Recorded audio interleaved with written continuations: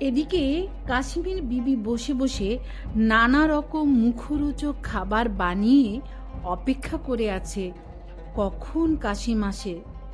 আজ তার সবচেয়ে সুখের দিন।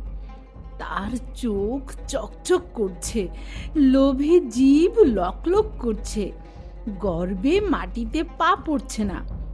এক্ষুনি তার স্বামী ফিরবে 10টা খচ্চর নিয়ে, 20 বস্তা সোনা দানা নিয়ে। উহ, কি আনন্দ, কি সুখ!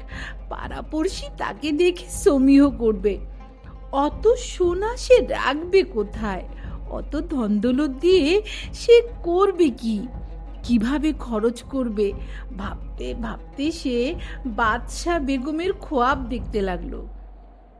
দাস দাসী বাদী নফর চাকরদের সে হুকুম দিচ্ছে আর তারা তা তামিল করছে। এসব রঙিন চিন্তা আর সুখ স্বপ্নে দিন শেষ হয়ে যায়। রাতের আধার ঘনিয়ে